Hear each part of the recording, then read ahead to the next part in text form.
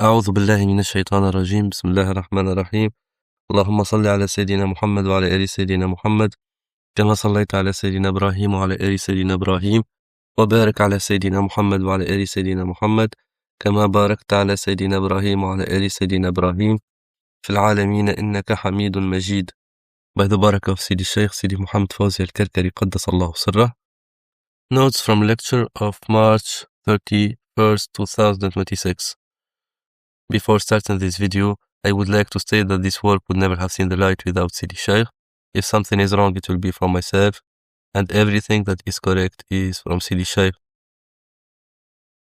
In this segment, Sidi Shaykh spoke about the disciples' behavior with the brothers. Sidi Shaykh said that when the disciple sets foot on the path, the work is first with oneself, on one's relationship with God, and not with others. Measuring oneself against others, saying so-and-so has such and such, and so-and-so is better, so-and-so deserves, so-and-so does not deserve, this is not permitted. If the disciple sees someone else who have advanced further on the path, that is to be left aside, unless benefit is drawn from that person's advice. The brother in the path should never become a cause of obstruction in one's own wayfaring. This is not permitted, and it causes sickness in the journey. Sidi Shaykh said that when he was with his own Shaykh, alayhi rahmatullah, he did not see anyone. He was not aware of others' existence. He added that the Shaykh had few disciples seeking blessing, للتبرك, and there was one who already did the spiritual seclusion, but he never gave any attention to this. The disciple always works with the Shaykh, disciple and Shaykh. These are the 2 points the disciple places before themselves in their journey. The point of departure is the disciple, and the point of arrival is the Shaykh. One has no right to turn toward the outer axis. How many are there? Where did they come from? Who is this one? Etc. Speaking about Hadra, which was seen in the disciple's dream vision, Sidi Shaykh said that when he places 2 disciples in the Hadra, it is not because a disciple is better than the other. On the contrary, when 2 are entered into the Hadra, they must be opposites, as though one is Eastern and one is Western, as though the path has 2 faces, this face and that face. They differ and do not align, for each has their own divine manifestations, each their own connection, each their own secret with God. God never manifests with the same manifestation to 2 at once, and never manifests with 2 manifestations to one individual. Each time he manifests to whom he wills, as he wills, in the manner he wills. There is no repetition. Sidi Shaykh explained that divine support, madad, flows to the disciple from Allah through the Shaykh, and this is why the disciple places the Shaykh as a point, for the madad reaches the disciple through his hands. Were the madad not coming through the Shaykh, and the divine apportionment not passing through him, the Shaykh would also be set aside, and it would come directly from Allah. But this is the law God has established. He sent messengers and prophets to nations and awliya, and now there are no prophets and messengers. May Allah's prayers and peace be upon them all.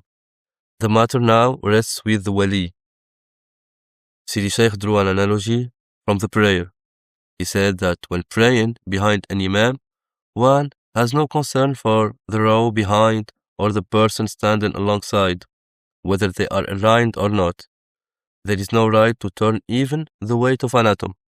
To turn right or left is counted as an arrow from the devil. One's state is with the Qibla and in following the Imam, and this is exactly what the disciple does in their wayfaring. The same form on the outside, the same on the inside.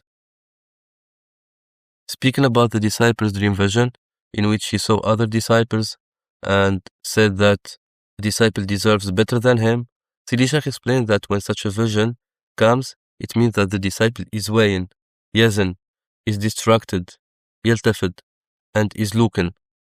It should not be imagined that this vision is positive simply because it leads to saying so-and-so is better than me. No, that person should not even be present in this space to begin with.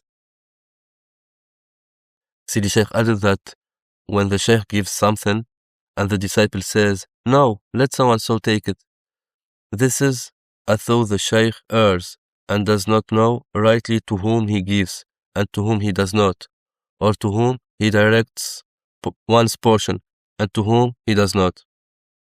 If this is viewed through the lens of ill conduct is exactly what it is. This means that there is something in the heart that needs to be treated. Even if one says, I hold nothing against the other person, it will be found lying hidden, like small pebbles at the bottom of a well. It must come out, for it will cause its bearer an impediment. And this is what causes the hadra to be without presence, disorganized, and without benefit or fruit.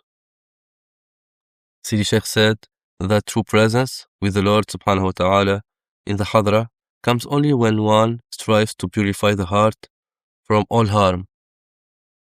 There are grave diseases known as the major sins and lesser diseases known as the minor sins, and there is even the fleeting lapse, al-lamam, and what is smaller still, like an atom, like a mustard seed.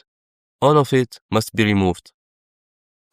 Sidi Shaykh explained that in the beginning, one strives against the major sins and removes them, and that is relatively easy, for they are clear. It is a visible purification, an initial cleansing of the heart, a washing. But when it comes to minor sins, some awaken and remove those as well, while others do not. And when it comes to what is the weight of a mustard seed, one finds that it goes unnoticed, unseen, as though it is not even there. Like someone who cleans a house and finds it looking spotless. Yet, if they ran a test, they would find bacteria, and it would become clear that another disinfectant is needed for another round of cleaning. And so it is with the heart in the spiritual wayfaring. Sidi Shaykh explained that the disciple regards the Shaykh as their foundation and their guide in the spiritual wayfaring, in the presence of God. The Shaykh begins with the disciple at the bay'ah.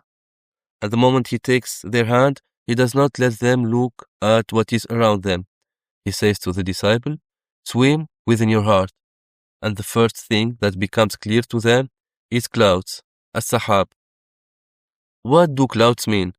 It means the first sight is a heaven, sama'. There is no earth, no so-and-so. Outwardly, the heaven is known to contain stars, lamps, and planets. So why would so-and-so be brought in? All of that is to be removed, and one remains on the axis of uprightness.